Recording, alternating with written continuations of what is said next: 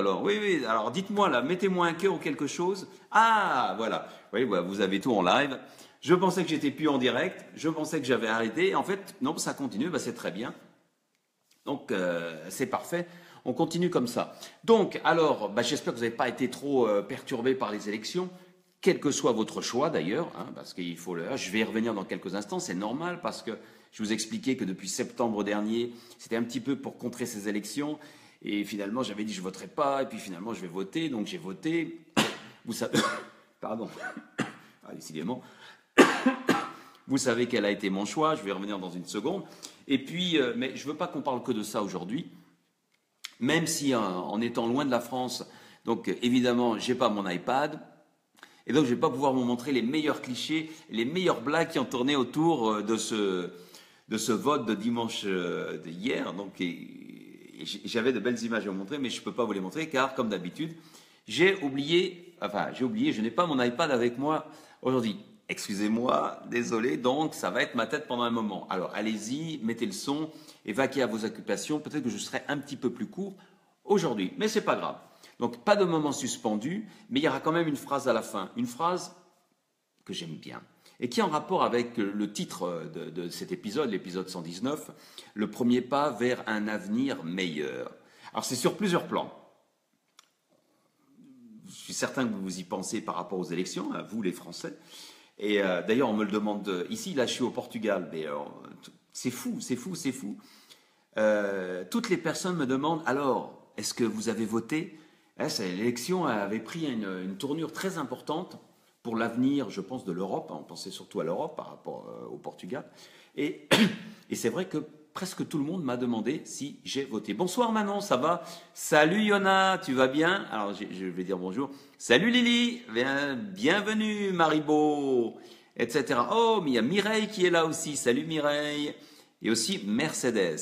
Ça me fait plaisir que vous soyez ici. Et ben c'est très gentil. S'il y en a d'autres, je suis désolé. Si je ne vous salue pas, c'est parce que je ne vois pas votre nom. Je ne vois pas votre nom apparaître. Sinon, je ferai un plaisir de vous saluer. Merci Maribo d'avoir partagé cette vidéo. Ça sera pas je pense pas que ce soit la meilleure de toutes parce que je vais quand même parler beaucoup. Et comme je l'ai dit, j'ai pas mon iPad ici. Mais quand même, quelques petites précisions. Donc, vous le saviez pour ces élections. Et après l'histoire quand même. Hein. L'histoire, on va aller aux États-Unis, on va aller en Californie, on va aller au nord de Los Angeles. Voilà. Vous savez tout. Salut Josette, tu vas bien? Ah, c'est marrant, Josette, tu es là. Ça me fait plaisir aussi. Donc, les élections. Vous savez, j'avais pris ma décision au départ de voter blanc, ensuite de voter, parce que j'avais trouvé qu'il était intéressant de passer à une autre république, de faire la transition écologique, d'arrêter le nucléaire, etc., etc. Et puis, bon, pour d'autres raisons, je trouvais intéressant. J'aimais pas trop le bonhomme, je parle de Mélenchon, mais je votais pour ses actions. Et donc, dimanche dernier, j'ai voté pour ces actions. Vous connaissez les résultats, je ne vais pas les répéter, etc. Et je vous dis honnêtement, j'ai été déçu, très déçu, parce que je pensais vraiment que Mélenchon pouvait se glisser dans le deuxième tour et faire un petit peu bouger les choses et faire parler un petit peu plus de ses idées, de ses idées, avec un C, pas avec un S, parce qu'elles ne lui appartiennent pas. Et ces idées que je trouvais vraiment importantes pour le futur de la France, qui fut un grand pays. Et qui ne l'est plus, malheureusement. Vous pouvez dire tout ce que vous voulez, mais si vous avez voyagé dans le monde et si vous avez vécu comme moi longtemps à l'étranger, la France n'est plus un grand pays depuis très longtemps. Merci Josette d'avoir partagé la vidéo, c'est très sympa. Merci bien. Ça coupe un peu, oui, on est loin, Manon. Désolé si ça coupe. Essayez de revoir peut-être le replay. Voilà. Donc ce que je disais, c'est j'aurais bien aimé qu'il aille au deuxième tour. Ça, c'est pas fait, c'est comme ça. Très franchement, j'étais déçu, très déçu, parce que, pour cette raison, j'aurais bien aimé que ça bouge et que ça secoue un petit peu plus dans le landerneau des politiciens et de la politique française. Mais ça ne se fera pas. Alors, déçu, oui, mais c'est pas mal non plus. Hein. On va voir ce que vont devenir ces insoumis.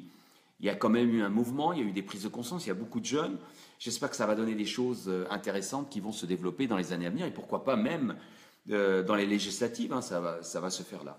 Et donc c'est Macron qui va être élu. J'ai des images excellentes sur lui, mais je ne peux pas les montrer. C'est Macron qui va être élu. Franchement, vous savez, vous savez ce que j'en pense. Je ne veux pas dire du mal uniquement de lui, parce qu'il faudrait que je dise du mal de tout le monde, je pense. Hein, personne n'est parfait. Mais je pense qu'il y a très franchement, il y a eu une belle opération de marketing qui a été réalisée et qui a réussi. Donc voilà, c'est fait. Est-ce que le gars a des qualités? Sûrement, et il en a même, j'en suis sûr.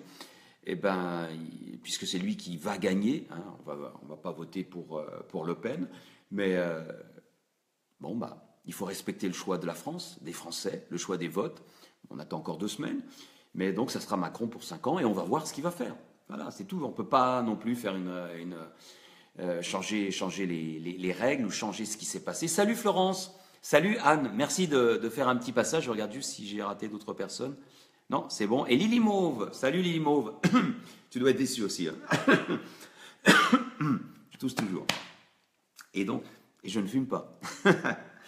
et donc voilà.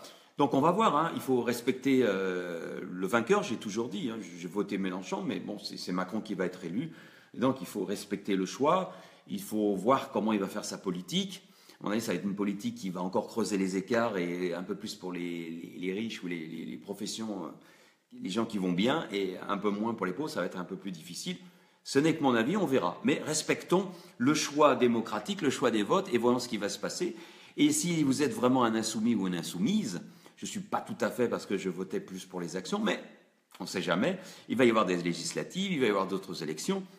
Et c'est quand même bien d'avoir fait, pour tous ceux qui comme moi, ont voté Mélenchon, d'avoir quand même fait près de 20%. C'est pas mal pour un truc qui n'existait pas il y a quelques années. Enfin, Macron a été plus vite. Il a été plus rapide. Mais donc voilà où on en est. Donc respect du choix du vote, respect de la démocratie. Et ça coupe beaucoup, je suis désolé. C'est la connexion qui n'est pas la meilleure ici au Portugal. Et donc on verra ce que ça va donner. On fait un premier pas vers un avenir meilleur. Vous pouvez le voir en tant que soutien de Macron, par exemple, ou un avenir meilleur, si vous êtes un insoumis ou une insoumise, un pas vers un avenir meilleur, parce qu'on ne peut pas tout avoir d'un coup. Eh oui, ça vient petit à petit, rappelez-vous, c'est pas par pas.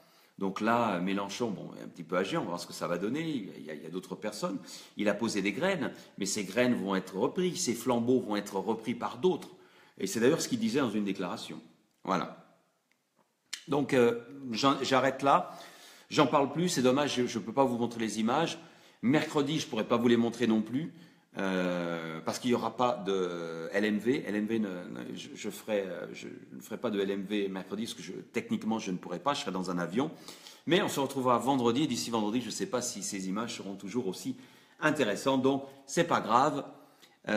En tout cas, ne soyez pas, pour qui que ce soit vous ayez voté, enfin, sauf si vous avez voté pour Macron et Le Pen, ne soyez pas aigris. Les choses peuvent changer, parfois elles changent lentement, pas à pas, tranquillement, et soyez fiers du score qu'a obtenu votre, entre guillemets, votre champion. Même si ce n'était pas mon champion, c'était plus ses idées. Les idées, et je le répéterai jamais assez. Dans 2 semaines, bien sûr, il faudra retourner aux urnes, et mon avis, bien sûr, c'est Macron qui va passer. Voilà, c'est fini pour ça. Juste un petit mot, c'était mon avis. Salut Cécile, tu vas bien ?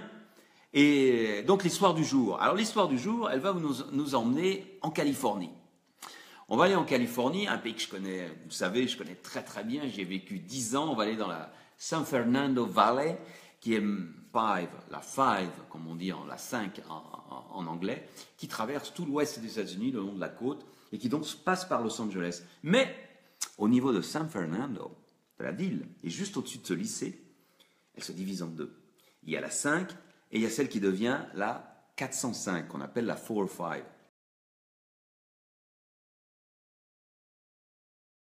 La 5, dans l'Interstate 5, du côté de Irvine. Et ensuite, elle descend sur San Diego, où habite une certaine personne d'un certain roman. Trinity, bien sûr.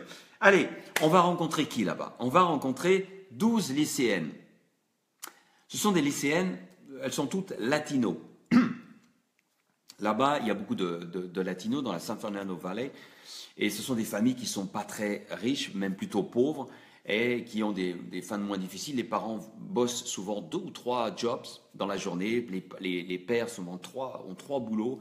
Les mamans font 1 ou 2 dans la journée. Donc, c'est vous dire si c'est difficile. Il y a donc beaucoup de SDF pour éclairer, pour recharger des batteries, etc., etc.